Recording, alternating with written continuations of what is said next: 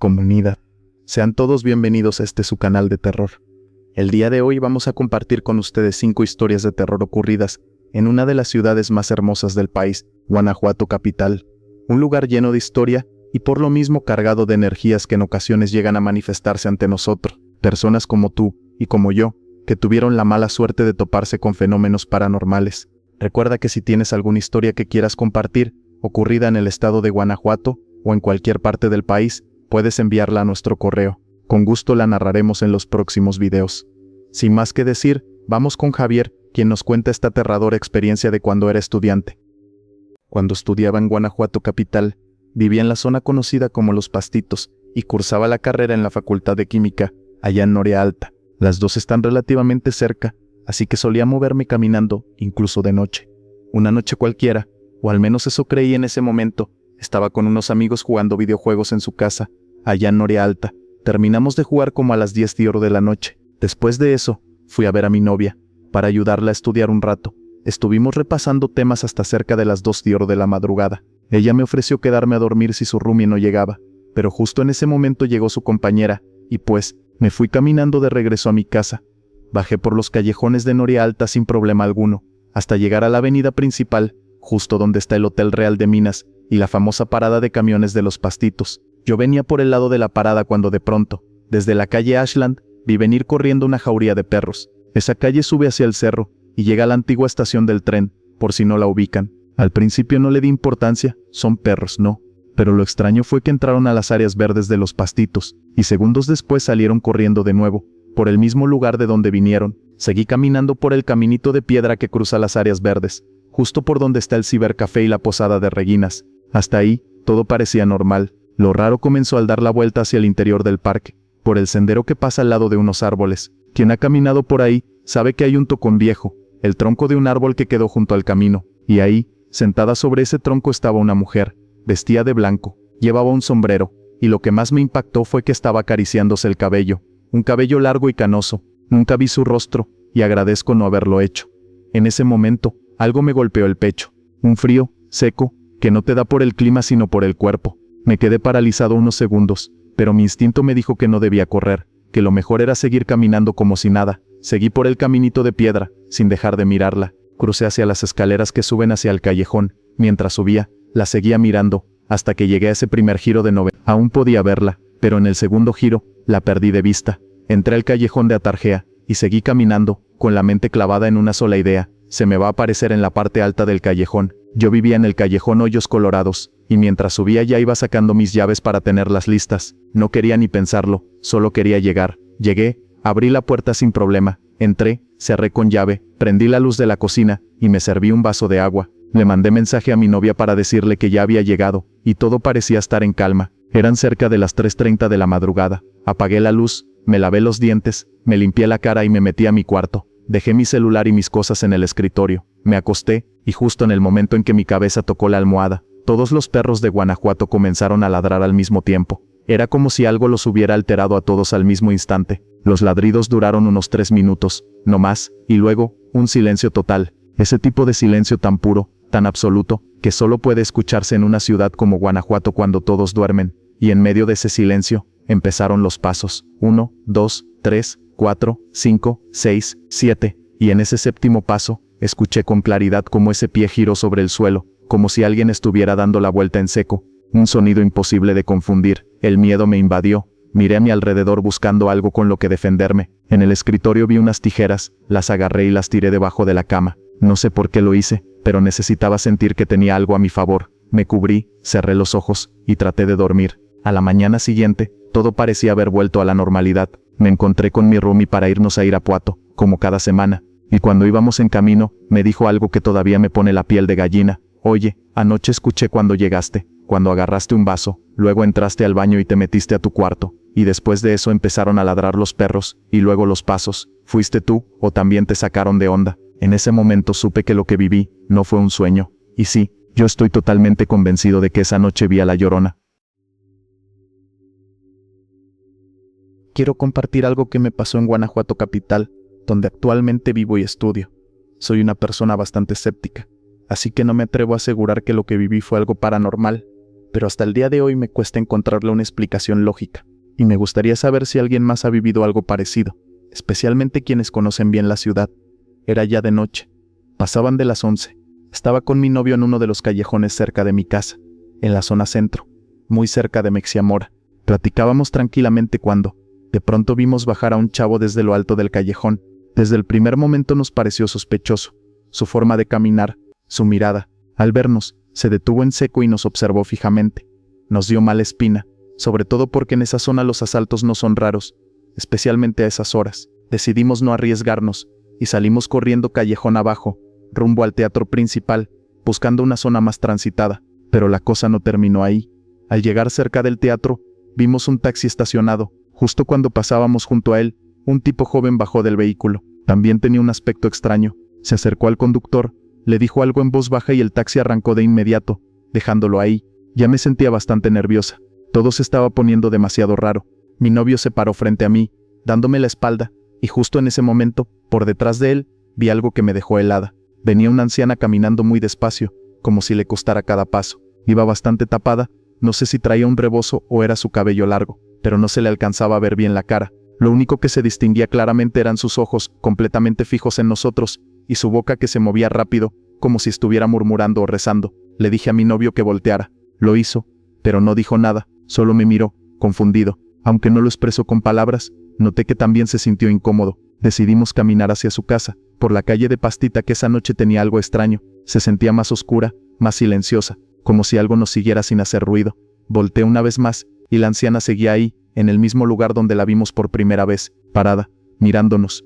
No dijo nada, pero su presencia era tan fuerte que no podía ignorarla. Llegamos a casa sin más incidentes, pero esa sensación no me abandonó en toda la noche. Todo se juntó en pocas horas. El tipo sospechoso en el callejón, el joven que bajó del taxi, el asalto en el Oxxo de Embajadoras y luego esa anciana. Lo curioso es que, tiempo después, cuando ya habíamos dejado pasar el tema, le volví a preguntar a mi novio si recordaba a la señora. Me dijo que nunca vio a nadie, que cuando volteó, no había absolutamente nada. No sé qué fue eso. No sé si era una persona real o si mis nervios me jugaron una mala pasada, pero lo que sí sé es que esa noche sentí un miedo distinto, uno que no te da cualquier cosa.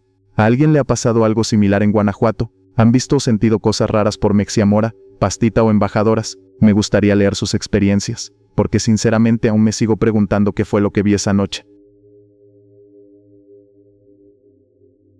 Esta historia pasó en Guanajuato capital, hace aproximadamente 10 años. Para contarla usaré nombres ficticios, porque bueno, es Guanajuato, y varios de nosotros todavía vivimos aquí. La Sierra de Guanajuato es famosa por sus amplios bosques, lugares ideales para acampar y pasar un buen rato en familia o con amigos. Incluso hay quienes practican actividades extremas como rapel o escalar en claros de minas. Nuestro caso fue algo similar. Esta historia nos ocurrió a Miriam, José, Carlos y a mí, cerca de la entrada de una mina, aproximadamente a unos 15 kilómetros ya dentro de la sierra. No diré el nombre de la mina, porque no quiero alentar a nadie a acercarse. Cada cierto tiempo nos gustaba despejarnos de la ciudad, y lo ideal siempre era ir a acampar. Era algo que disfrutábamos mucho y que siempre lograba el cometido de hacernos olvidar de todo. En ese tiempo, un amigo al que en este relato llamaré José, tenía unas motos enduro, que siempre llevábamos cuando salíamos de camping. Era algo asombroso. El sonido de las motos, los caminos desafiantes, la velocidad, el olor a tierra y bosque, realmente te hacía olvidarlo todo, y centrarte en vivir el momento. Jamás imaginamos que esa noche sería la última vez que saldríamos todos juntos. Después de recorrer varias rutas durante toda la tarde, decidimos acampar cerca de la entrada de una mina que nunca habíamos visto. Se nos hizo interesante asomarnos. Y bueno, éramos jóvenes. El peligro y lo desconocido siempre tenían algo de atractivo. Hicimos lo típico, montamos el campamento, encendimos la fogata, sacamos la comida. No solíamos llevar alcohol, pues normalmente esas salidas las dedicábamos más a platicar y compartir. Pero esa semana Carlos había recibido un reconocimiento en su trabajo, y estábamos celebrando, así que llevamos bastantes cervezas. A mitad de la noche, ya con varias cervezas encima, Carlos y Miriam comenzaron a discutir. Sabíamos que él siempre había tenido un crush con ella, pero ella siempre le había dejado claro que no. Esa noche no fue diferente, y ya algo borracho, Carlos tomó una de las motos y se fue. José y yo reaccionamos rápido y tomamos nuestras motos para ir tras él. El camino era nuevo para nosotros, y estaba lleno de tiros, o hoyos de mina, que no aparecen en ningún mapa. Un accidente podía ser fatal. Lo seguimos durante unos 15 minutos hasta que perdimos su luz, y ya no escuchamos el motor. Avanzamos despacio otros 2 kilómetros aproximadamente, hasta que encontramos su moto tirada en medio del camino. Nos detuvimos y comenzamos a caminar alrededor, gritándole su nombre, pero quien nos contestó no fue Carlos, sino un sonido ensordecedor. Era como un aullido, pero con una frecuencia tan aguda que parecía arañar un pizarrón. Ya estábamos algo alejados de las motos, así que decidimos subirnos a un árbol para al menos poder resguardarnos. En ese momento José soltó un grito de susto y asombro. En el árbol de al lado estaba Carlos, abrazado de la rama más alta, en un estado catatónico, con la vista perdida.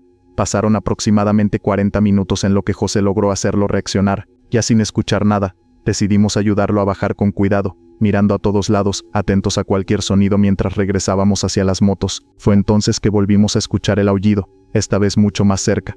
Afortunadamente Carlos ya había reaccionado, así que no dudamos en encender las motos y regresar al campamento a toda velocidad. No les miento cuando digo que se escuchaba algo persiguiéndonos muy de cerca. Ese olor putrefacto no desaparecía. A lo lejos vimos una sirena, y en ese momento, lo que sea que nos seguía se detuvo. Miriam había contactado al guardabosques, por lo que al llegar ya había una patrulla esperándonos. Una vez a salvo, le preguntamos a Carlos qué había pasado. Lo que nos contó nos dejó perplejos, o amigos. Al ir en ruta algo mareado, sentí como si algo me embistiera de lado, tumbándome de la moto. El ambiente olía a carne podrida, a animal muerto, así que lo único que pude hacer fue subir a un árbol. Seguí escuchando cómo el animal olfateaba el aire buscándome, caminaba alrededor, cazándome. Al moverse se escuchaba que era algo grande, estaba totalmente en pánico. Luego volvió a aullar y fue cuando me perdí en mí mismo. Lo último que recuerdo es cuando José estaba intentando hacerme reaccionar y escuché nuevamente ese aullido. Todos nos quedamos atónitos. Pensamos que tal vez había sido un oso o un puma, pero no dábamos crédito, porque todos habíamos escuchado ese aullido, incluso Miriam, que estaba en el campamento a casi 2 kilómetros de distancia. El guardabosques, con una expresión tranquila como si supiera de qué hablábamos, solo nos dijo: en estos bosques habitan más animales de los que se conocen. Tuvieron suerte. Normalmente la gente que se encuentra con estos seres no suele regresar en una pieza. Se hizo un silencio incómodo. La adrenalina y el asombro no nos cabían en la cabeza. El guardia aclaró la garganta y nos miró como esperando que tomáramos nuestras cosas para irnos, cosa que hicimos enseguida. Esa fue mi historia, comunidad. Quisiera preguntarles, ¿ustedes saben qué pudo haber sido ese animal? Muchos nos han dicho que fue un nahual, y que tuvimos suerte de salir vivos. Nosotros, a excepción de Carlos, seguimos acampando, pero ya nunca tan adentro del bosque. Creemos que esa entrada de mina era el hogar de algo desconocido. En julio de 2022, mi familia y yo viajamos a la ciudad de Guanajuato. Como muchos sabrán, gran parte de los hoteles del centro histórico tienen una arquitectura bastante antigua, y nos alojamos en uno de esos. Después de un día lleno de caminatas, recorridos y callejoneadas, regresamos al hotel. Mi mamá, mi hermana y yo subimos a la habitación, y lo primero que hice fue entrar al baño. Al terminar, al bajar la palanca del inodoro, noté algo que me dejó completamente desconcertada, una especie de bola de cabello negro, muy enredada, flotando en el agua. Me sorprendí bastante, pero traté de no exagerar y asumí que se trataba de alguna falla en la vieja tubería del lugar. Volví a accionar la palanca para que desapareciera, y simplemente se lo conté a mi mamá como una curiosidad extraña. Pasaron los días y regresamos a nuestra ciudad Saltillo. Ya de vuelta, me reuní con una de mis mejores amigas. Quedamos de vernos en una plaza comercial muy conocida donde solíamos ir a un bar que nos gustaba mucho. Al llegar, notamos que el elevador estaba fuera de servicio, así que empezamos a subir por las escaleras. Apenas íbamos en el segundo o tercer escalón cuando mi amiga me gritó: «¡Cuidado!». Me empujó suavemente hacia un lado, y justo en ese instante pasó junto a mí una bola de cabello negro, igual a la que había visto en el hotel de Guanajuato. Me quedé helada. No me quedó más remedio que contarle a mi amiga lo que me había sucedido semanas antes. Ambas sentimos un miedo muy particular, ese tipo de miedo que te cala hasta los huesos, porque una coincidencia así no se siente natural. Con el tiempo quise olvidar todo eso, pero en los siguientes meses, las cosas se pusieron aún más raras. Una noche, estando sola en casa, me preparé para dormir. Mi mamá y mi hermana habían salido, así que me puse la pijama, dejé encendida la luz del pasillo, la puerta entreabierta, y me acosté, dándome la vuelta para dormir de cara a la pared. No pasaron ni 2 minutos cuando sentí una incomodidad muy fuerte. Era esa sensación de que alguien te está observando. Giré lentamente para mirar hacia la puerta, y ahí la vi. Había una mujer parada junto a mi cama. Tenía el cabello negro, completamente enmarañado, tapándole el rostro. Su cuerpo era muy delgado, casi esquelético, pero lo más perturbador de todo fue que vestía exactamente igual que yo. Era como si una versión distorsionada de mí estuviera ahí parada. En un abrir y cerrar de ojos se metió detrás de la puerta. Sentí una corriente eléctrica recorrerme todo el cuerpo. El miedo me paralizó, pero logré reaccionar para llamar a mi mamá y pedirle que volviera a casa de inmediato. Por suerte, llegó a los pocos minutos. Después de eso, pasaron varios meses sin ningún incidente, hasta que llegó noviembre de 2023. En esa época, compartí habitación con mi mamá. Cada una tenía su cama, una frente a la otra. Una madrugada me desperté, y al voltear hacia su cama, la vi sentada, con los pies estirados y la mirada perdida. Me sorprendió verla así que le pregunté en voz baja: ¿No puedes dormir, mami? No hubo respuesta. Volví a preguntar: ¿Tienes miedo o algo? Y entonces, con un tono cortante y casi sin emoción, me dijo simplemente no. Me di la vuelta algo confundida, pero me volví a dormir. No sé cuánto tiempo pasó, tal vez 10 minutos, cuando me desperté otra vez, y al mirar, mi mamá seguía en la misma posición exacta, sin moverse. Le volví a hablar, preocupada, y esta vez, una mujer idéntica a mi madre volteó hacia mí, pero sus ojos estaban completamente en blanco. Me respondió con la misma palabra: no. Cuando volví a mirar bien, me di cuenta de algo aterrador. Mi mamá verdadera estaba dormida, de espaldas, completamente ajena a todo. Lo que había frente a mí no era ella. Quise gritar, pero en ese momento sentí como algo invisible me sujetaba con fuerza los pies, como si quisiera jalarme fuera de la cama. Después de eso, mi mente se apagó, no recuerdo nada más. 2 días después, llegué agotada del trabajo. Me metí a mi cuarto, cerré un poco la puerta para amortiguar el ruido, y me recosté para dormir un rato. No sé cuánto tiempo pasó, pero cuando desperté, vi a una mujer vestida completamente de negro parada en la esquina de la habitación, observándome. Me cubrí con la cobija por instinto, como si eso me pudiera proteger, pero en un segundo, esa cosa se abalanzó sobre mí con los brazos extendidos, como si quisiera estrangularme. No sé cómo lo hice, pero reaccioné y me lancé de la cama. Empujé la puerta y salí corriendo al pasillo, gritando. Casi me caigo del susto. Mi hermana salió de su cuarto y me preguntó qué me pasaba. Quise explicarle, pero no sabía cómo hacerlo sin que pensara que me estaba volviendo loca. Desde entonces, evito dormir en esa habitación. Solo entro si es estrictamente necesario, pero cada vez que lo hago, me queda esa sensación incómoda, esa pregunta que nunca se va: ¿volverá a aparecer? Esto ocurrió cuando tenía alrededor de 7 u 8 años, en un pequeño pueblo de Guanajuato. Un lugar tranquilo, aparentemente sin importancia, pero donde, según decían los mayores, sucedían cosas extrañas. Esas historias que uno escucha de niño pero nunca espera vivir por sí mismo. Mis padres estaban divorciados, así que vivía con mi madre y mis abuelos. Mi mamá trabajaba todo el día, y aunque mis abuelos estaban presentes, también tenían sus propias ocupaciones. Como resultado, pasaba mucho tiempo solo. Una tarde, mi abuela intentó acercarme al hábito de la lectura regalándome un pequeño libro sobre criaturas fantásticas, hadas, duendes, gnomos. A mí no me interesaban mucho esos temas, pero por respeto y por aburrimiento, empecé a hojearlo. Entre sus páginas descubrí una criatura que captó mi atención: el duende de los dormitorios. Según el libro, este ser podía ayudarte con ciertas tareas si lo invocabas en tu habitación repitiendo su nombre 3 veces. A cambio, debías ofrecerle algo que le interesara. Para mí, era solo un juego, como esos que hacíamos en la escuela fingiendo invocar cosas por diversión, pero ese día, por pura curiosidad infantil, me senté solo en mi cuarto, apagué la luz y pronuncié su nombre. 1 vez, 2 veces, 3. Al terminar, el silencio se rompió con un movimiento leve pero claro debajo de mi cama, como si alguien o algo empujara mis zapatos. No teníamos mascotas, y el sonido no fue sutil, fue real, presente. El miedo me hizo correr con mis abuelos, sin saber bien cómo explicarles lo que había pasado. Intenté olvidarlo, atribuyéndolo a mi imaginación, y por un tiempo funcionó, hasta que empezaron los otros ruidos. Cada vez que entraba a mi cuarto y hacía algún sonido, al cerrar la puerta, pisar fuerte o hablar en voz alta, comenzaba un raspado insistente detrás de un librero pesado, justo frente a mi cama. No era constante pero sí frecuente, como si algo respondiera solo cuando sabía que yo estaba ahí. Le conté a mi madre. Supuso que eran ratones. Vivíamos en una zona rodeada de campo, así que era posible. Pusimos veneno y trampas, que jamás fueron tocadas. Los ruidos continuaron, a veces eran más fuertes, a veces sonaban más desesperados. Una tarde, cansado de no saber qué era, empujé el librero con todas mis fuerzas. No encontré nada vivo, solo polvo y una ventana olvidada, tapada con periódico viejo, que pensé podría moverse con el viento. Quitar ese periódico me dio una breve sensación de alivio. Me dije que ese debía ser el culpable, un simple papel viejo y ruidoso. Pero el ruido no paró. Cada vez que entraba, ahí estaba, ese raspado sutil, casi como unas uñas pequeñas rascando la madera. Nunca desaparecieron mis cosas, nunca encontré huellas, pero esa presencia sonora persistía. Con el tiempo dejé de prestarle atención, crecí. El cuarto fue remodelado, el librero desapareció, y la ventana fue sellada.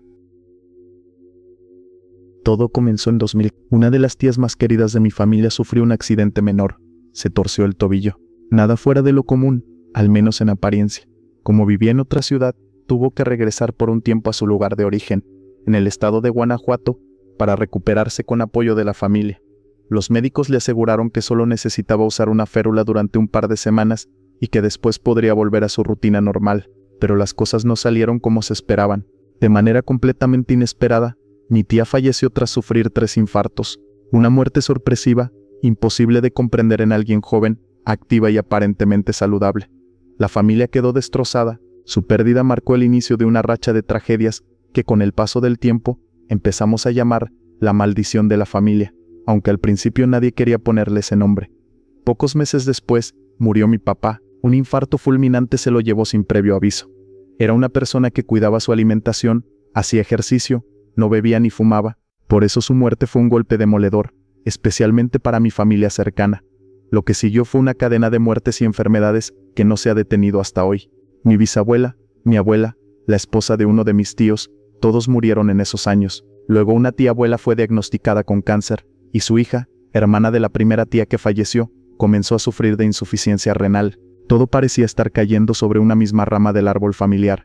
Y es justo ahí cuando lo verdaderamente extraño comenzó a salir a la luz. Mi tía abuela contó algo que había mantenido en silencio por años. Durante el velorio de su hija, otra de nuestras tías se le acercó y le entregó una pequeña medalla, diciéndole que alguien la había dejado escondida debajo del calentador de la casa. La medalla tenía la imagen de una virgen. Según dijo, era hermosa, brillante, como salida de una tienda religiosa. Mi tía abuela la guardó en un chaleco que dejó olvidado en el armario por mucho tiempo. Años después, ya enferma de cáncer, encontró por casualidad ese mismo chaleco. Al meter la mano en el bolsillo, sintió la medalla, pero al sacarla, algo no estaba bien. Ya no era la virgen hermosa que recordaba. La imagen había cambiado por completo. Lo que tenía en sus manos era algo macabro, distorsionado, con rasgos que parecían salidos de una pesadilla. Alarmada, fue a misa para pedirle orientación al sacerdote. Ahí se encontró con su hermana, otra de mis tías abuelas, y una de sus hijas. Les mostró la medalla. Al principio ambas la vieron como una virgen, igual que ella la había visto años atrás, pero cuando les contó lo que ahora veían esa figura, ambas la miraron de nuevo, y también vieron el cambio. Al final de la misa, hablaron con el padre, le mostraron la medalla, y él no dudó, les dijo que eso no era una virgen, sino un demonio disfrazado, y que él debía quedarse con ella de inmediato. Desde entonces, las tragedias han continuado, enfermedades graves, fallecimientos inesperados, casi todos relacionados con esa misma línea familiar. Cabe mencionar que nuestra familia siempre ha estado muy unida a ese lado, porque el tío de mi papá se casó con la tía de mi mamá, y fue gracias a esa unión que mis padres se conocieron. Por eso, lo que afecta a esa rama de la familia también nos ha tocado a nosotros, muy de cerca. Y aunque muchos podrían decir que todo esto son simples coincidencias, que todas las familias pasan por épocas difíciles, yo no estoy tan segura. No sé si de verdad exista algo oscuro detrás de todo esto, no sé si lo que ocurrió con esa medalla fue casualidad o una advertencia, pero si alguien que está viendo este video conoce de este tipo de situaciones, me encantaría leer su opinión en los comentarios.